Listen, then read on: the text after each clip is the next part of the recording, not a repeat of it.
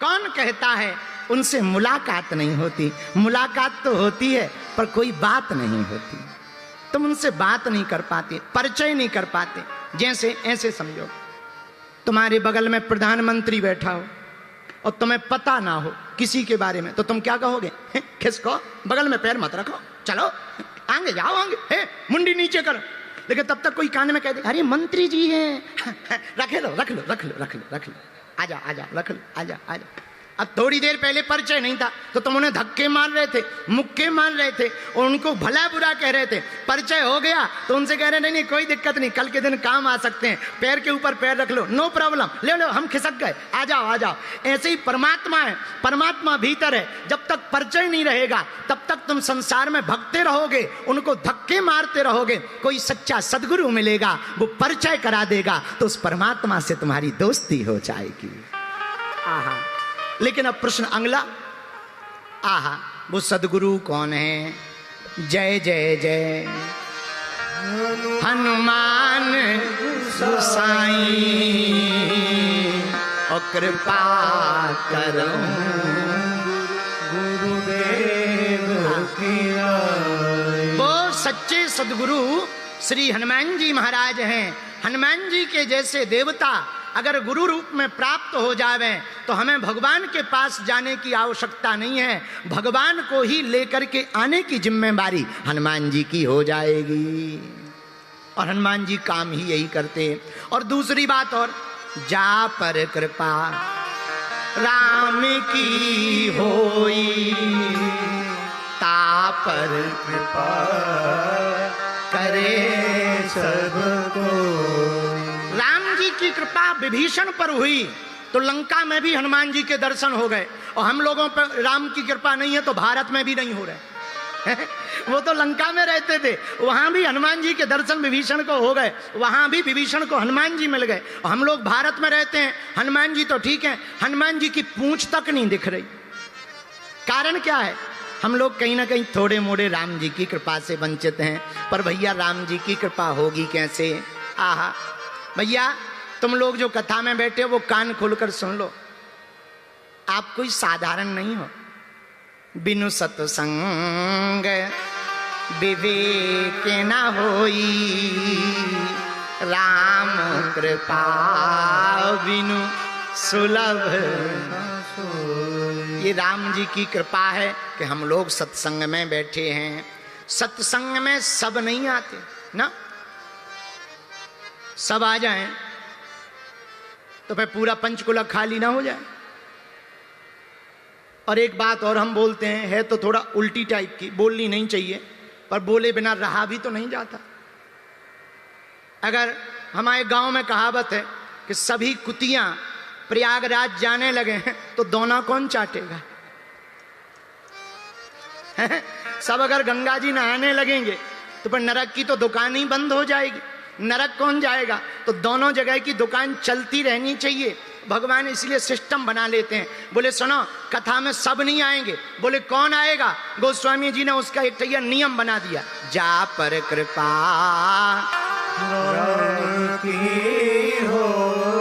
सब नहीं आएंगे, जिन पर राम जी की कृपा होगी वही कथा में आएंगे। ऐसे समझो, एक तर्क हम हमेशा देते हैं, जनता जिसको चुनती है वो संसद में जाकर बैठते हैं, भगवान जिनको चुनते हैं वो कथा में आकर बैठते हैं।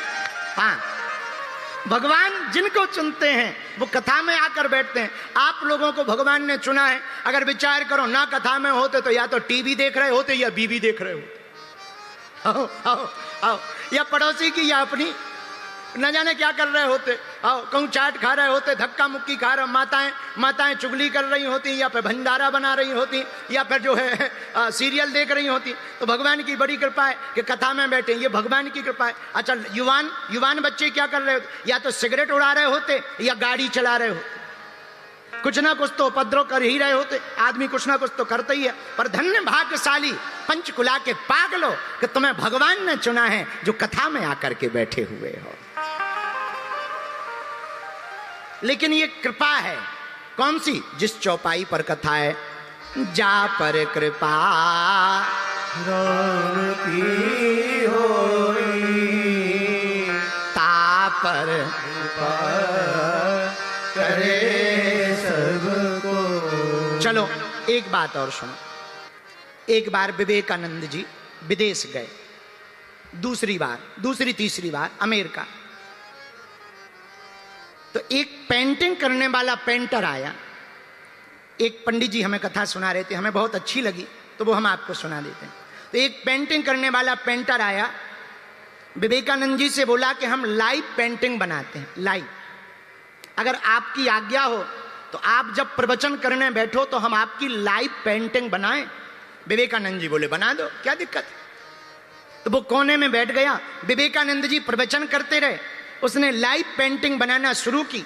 जैसे ही प्रवचन पूरे हुए तो पेंटिंग लेकर के पहुंच गया। विवेकानंद जी ने देखा तो आंखों में आंसू आ गए। तो पेंटर ने पूछा क्या बात है, अच्छी नहीं बनी या बढ़िया बनी, कैसी बनी? विवेकानंद जी बोले अच्छी तो बनी, पर ये बताओ ये जो पीछे तुमने खड़े कर रखे हैं, एक कपड़ा डाले हुए, सफेद सा कपड़ा डाले हुए, यहां मंच पे तो वो कहीं नहीं दिख रहे हैं, और ये छोटी सी दाढ़ी दिख रही है, ये तुमने कैसे कैच किया, ये तुमने कैसे बनाया? बोले महाराज हमें क्या पता, जब आप कथा कर रहे थे तब ये जो सफेद सफेद दाढ़ी वाले हैं, सफेद कपड़ा पहने हुए हैं, ये आपके पीछे खड़े हुए थे, इसलिए हमने पेंटिंग बना दी। विवेकानंद जी की आंखों से आंसू बहने लगे। बोले क्या हुआ स्वामी जी? विवेकानंद जी बोले भैया कोई और नहीं, ये तो हमारे साक्षात गुरुदेव पूज्य श्री स्वामी रामकृष्ण परमहंस जी हैं।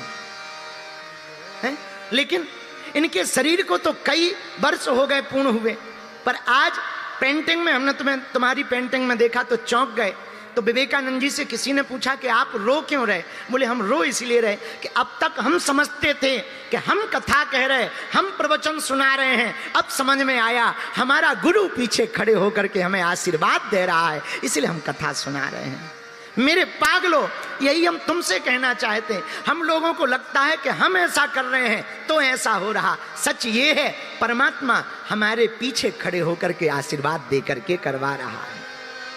पर इसी में यही बात है कि अगर हम खुद को माने कि हम ऐसा कर रहे हैं तो अभिमान आ जाएगा, पर अगर हम गुरुदेव भगवान और प्रभु के प्रति समर्पित हो जाएंगे तो स्वाभिमान आ जाएगा, और भगवान की कृपा पाने का यही रास्ता है। अपने गुरु के प्रति समर्पित हो जाओ, अपने आराध्य के प्रति समर्पित हो जाओ। अगर आप ठाकुर जी के प्रति समर्पित हो जाओगे तो भगवान को कृपा करनी ही पड़ेगी।